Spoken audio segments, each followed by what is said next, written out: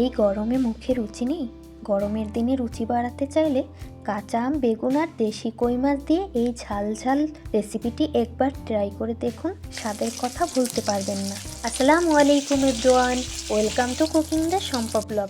আজকে তৈরি করব মজাদার কই মাছের টক ঝাল। খুবই কম সময়ের মধ্যে সহজ উপকরণে তৈরি কাঁচা আম ও বেগুন দিয়ে দেশি কই মাছের এই ঝাল ঝোল। মাছগুলো কুটে ধুয়ে পরিষ্কার করে নিয়েছি। এবার নুন হলুদ মাখিয়ে রেখে দেব 20 মিনিটের মতো। তারপরে আমি এখানে পেঁয়াজ রসুন বেটে নেব, সরিষা কাঁচামরিচ বেটে নেব লবণ দিয়ে। এতে করে কিন্তু সরিষা বাটাটা তেতো লাগবে না। সরিষা বেটে নিয়েছি, পেঁয়াজ রসুন বেটে নিয়েছি, এবার বেটে নিয়েছি জিরা আর ধনিয়া বাটা শেষ আমার। এবারে আমি বেগুন কেটে নেব, গোল একটা বেগুন, এটাকে আমি কেটে ধুয়ে তারপর আমি নুন হলুদ মাখিয়ে রেখে দেব। আর এখন চুলায় একটি কড়াই বসিয়ে দিয়েছি। কড়াইতে এখন আমি তেল দিয়ে দিলাম। তেল দিয়ে সামান্য একটু লবণ ছিটিয়ে দিলাম যাতে মাছটা লেগে না পড়ে। তেলটা গরম হলে এবারে আমি একে একে মাছগুলো দিয়ে ভেজে নেব।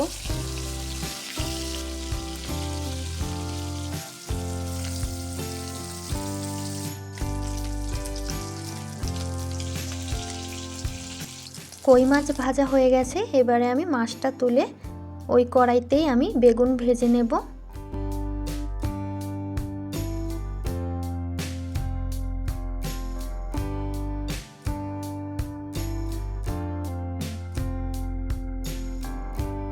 উল্টে পাল্টে বেগুনগুলো খুব সুন্দরভাবে আমি ভেজে নিয়েছি। এবার বেগুনগুলো তুলে আমি ওই কড়াইতে দিয়ে দেব পেঁয়াজ বাটা, পরিমাণ মতো হলুদের গুঁড়ো, পরিমাণ মতো মরিচের গুঁড়ো, সামান্য একটু জিরা ধনিয়া বাটা দিয়ে আমি খুন্তির সাহায্যে একটু নেড়ে চেড়ে নেব। তারপর মশলা যাতে পুড়ে না যায় এখন দিয়ে দেব একটু পানি।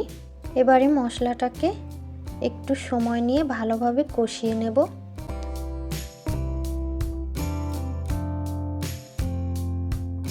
এবারে দিয়ে দেব কাঁচামরিচ আর সরিষা বাটা আর সামান্য একটু পানি দিয়ে মশলাটাকে খুব ভালোভাবে আবার আমি কষিয়ে নিচ্ছি। বন্ধুরা, যারা ভিডিওটি দেখতে দেখতে এই পর্যন্ত এসে গেছেন কিন্তু এখনো পর্যন্ত একটা লাইক করেননি, প্লিজ একটা লাইক করে দিবেন। এবারে আমি পরিমাণ মতো লবণ দিয়ে নিলাম। সরিষা বাটায় কিন্তু আমি লবণ দিয়েছিলাম, তাই এখানে বুঝে লবণ দিতে হবে। তো মশলাটা ভালোভাবে কষিয়ে নিয়েছি। এবারে আমি দিয়ে দেব পরিমাণ মতো পানি। এখানে আমি 2.5 কাপের মতো পানি দিয়েছিলাম। এবার ঢাকনা দিয়ে ঢেকে পানিটা ফুটে ওঠা পর্যন্ত অপেক্ষা করতে হবে। পানিটা ফুটে উঠলে আমি দিয়ে দেব বেগুন ভাজা, কই মাছ ভাজা দিয়ে এখন আমি রান্না করব 3 মিনিটের মতো।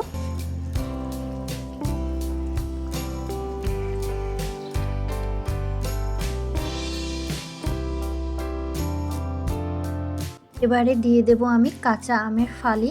এখানে আমি একটা আম 6 টুকরো করে দিয়েছি। আমটা দিয়ে আমি ঢেকে 2 মিনিটের মতো রান্না করে নেব।